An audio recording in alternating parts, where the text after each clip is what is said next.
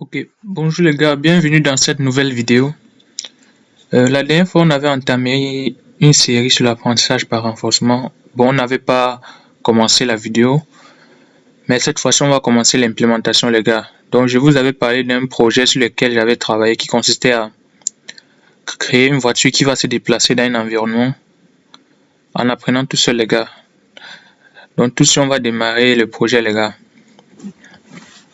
Donc, je vous conseille de regarder d'abord la vidéo de présentation que j'avais faite depuis pour mieux comprendre, les gars. Donc, on va démarrer, on va importer quoi, les gars?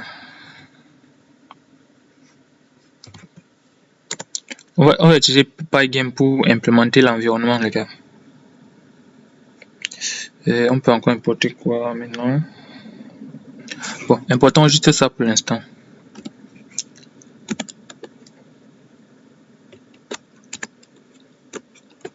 On fait pygame.init ici.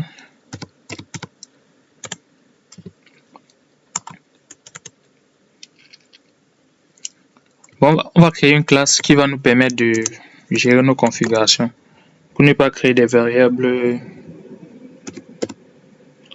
pour ne pas créer trop de variables globales, les gars. On va créer une classe config ici. En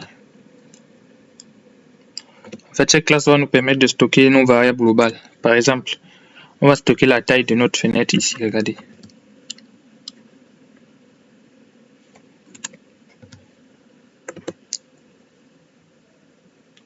On peut prendre combien comme taille de fenêtre? Prenons 700. Bon, en tout cas, après on verra tout ça. Prenons juste comme ça. La hauteur. Bon, je mets en majuscule.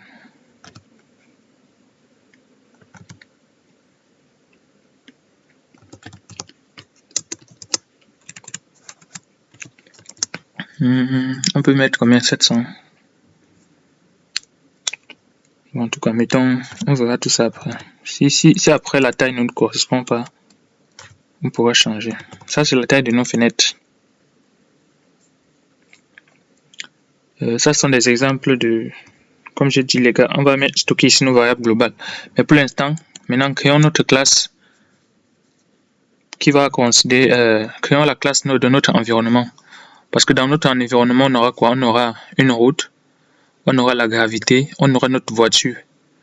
Donc tout ça, on doit créer une classe pour cela, les gars. Si vous connaissez bien l'apprentissage par renforcement, ça a plusieurs éléments qu'on doit prendre en compte, les gars. Il y a d'abord l'environnement. Et dans l'environnement, on doit devoir définir les états de l'environnement. Et après, on doit définir notre agent.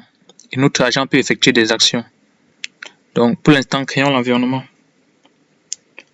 On va appeler ça comment? Créons une classe. En tout cas, appelons-la comme le nom de notre fichier ici. On va appeler env comme ça. Ouais.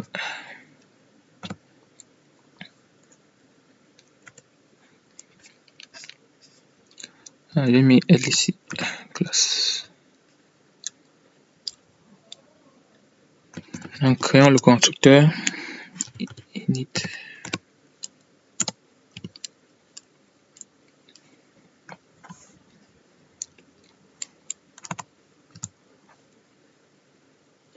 Bon, on sait qu'une voiture est définie par des roues.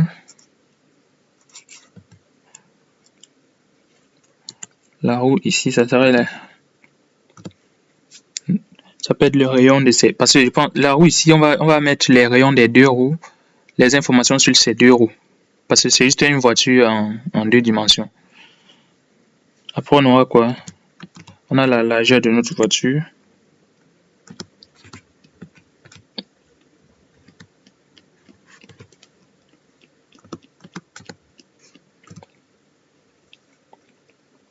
On a la largeur de notre... Appelons-la plutôt... Ça, c'est la largeur du corps de la voiture. On a aussi la hauteur.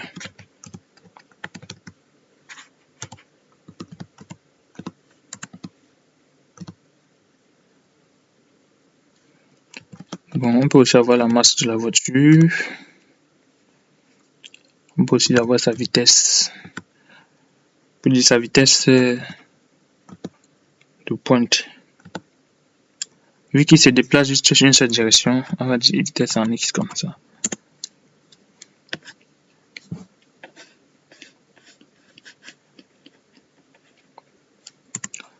Maintenant, on va initialiser l'écran avec Pygame.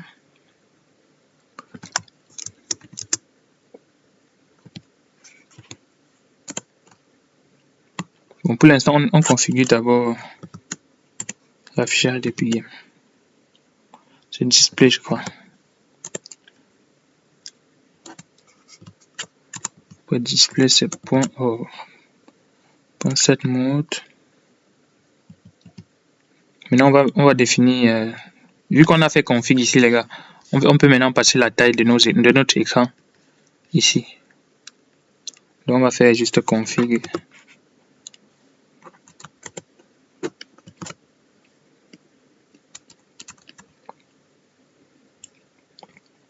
On passe à la jeu.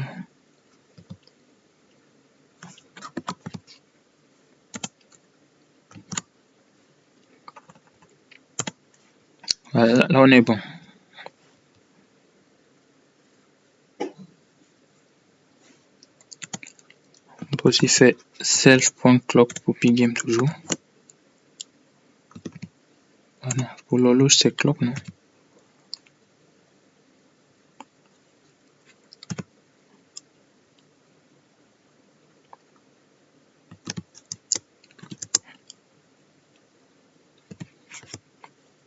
Pygame.clock.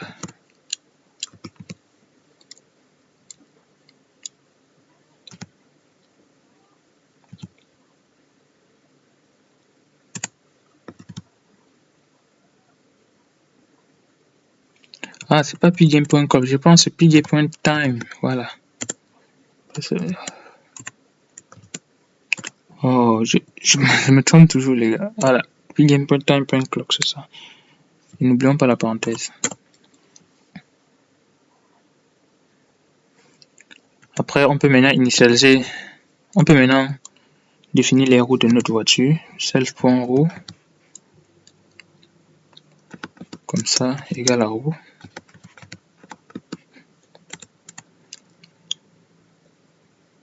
Bon, on peut définir sa largeur.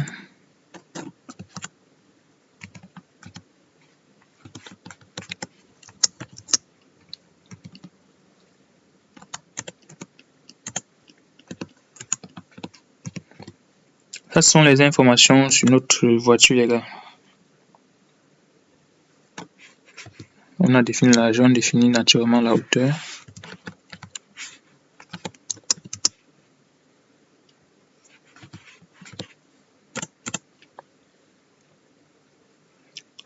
Après la masse. Bon, j'ai pris toutes ces informations parce que c'est que ce sont des informations qui peuvent avoir qui peuvent avoir un impact significatif sur la voiture, les gars. Que ce soit la vitesse de la voiture, le comportement de la voiture, tu vois, dans un environnement. La masse, la hauteur, le nombre de roues que la voiture a, le rayon de ses roues, vous voyez, les gars. Donc, on définit naturellement aussi la vitesse.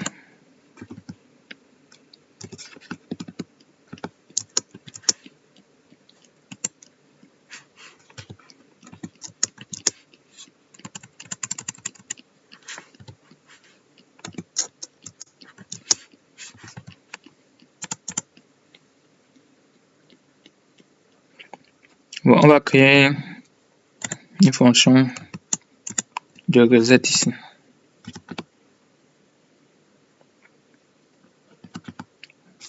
Pour cette fonction de reset nous permet juste de réinitialiser tous les paramètres. Donc pour initialiser la voiture, si la voiture est à un état donné, Avec reset, on peut le permettre de revenir à l'état initial. Donc on va tout de suite définir cette fonction. Reset comme ça.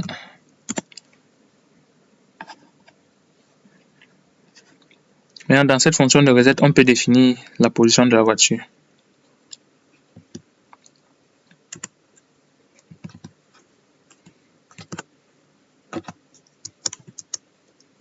Pour positionner notre voiture. Bon, on va dire par défaut, on le positionne comme ça. Ici, nous travaillons juste sur un plan 2D, les gars.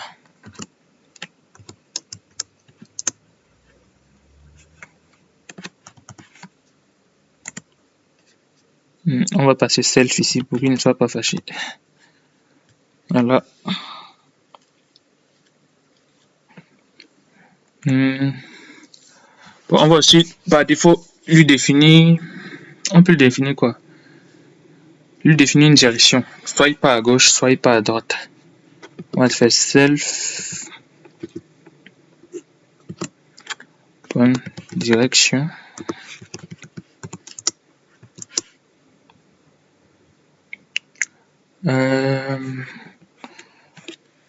On fait comment ici? Bon, soit la direction c'est 1 pour. Soit la direction c'est 1 pour droite. Soit c'est 2. Soit c'est 2 pour gauche left.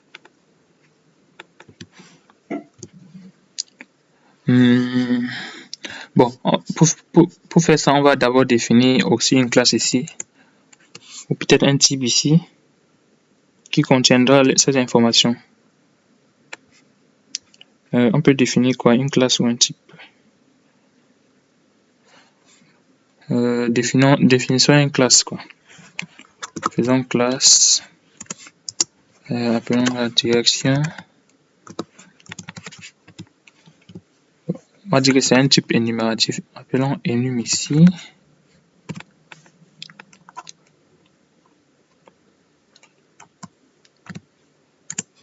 Voilà, et définissons ici que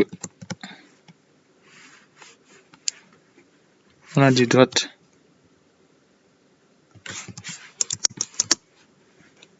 Droite c'est 1.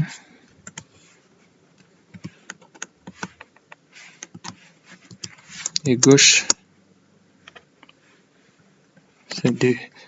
Bon, on va importer le enum ici.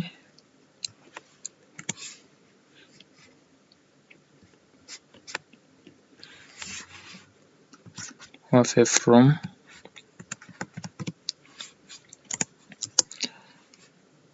From enum, je crois. From enum. Import enum. Voilà. Comme ça, ici, ce sont des énumérations, les gars. Right, ça veut dire, droite, ça veut dire 1. Et gauche, c'est 2. Donc, ici, maintenant, on peut juste passer par défaut. Ça, c'est le reset. Donc, par défaut, on peut lui passer une direction. On peut lui passer quelle direction par défaut? La droite, c'est mieux. On va lui dire d'aller par défaut à droite. Du coup, on peut faire direction. Voilà. Donc ici, c'est par défaut, c'est 1. Pour dire, bon, par défaut, il conserve la direction droite. Quelles sont les informations qu'on peut encore lui passer? Bon, on va définir aussi un score.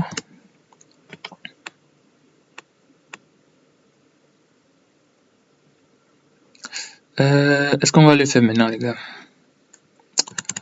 Non. On va d'abord laisser comme ça par défaut. Voici ces informations. On a une position. Je pense que c'est mieux. On définit aussi un score, les gars, pour l'évaluation de notre performance. Self.score. Par défaut, il a un score de 0.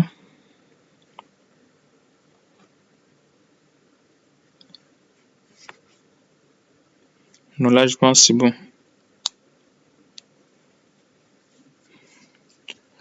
Je pense que c'est bon les gars, on est bon.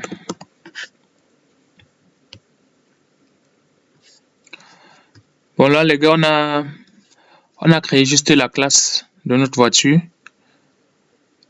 juste le constructeur de notre voiture. Dans la prochaine vidéo, on va aller plus en profondeur dans l'implémentation de l'environnement en lui-même.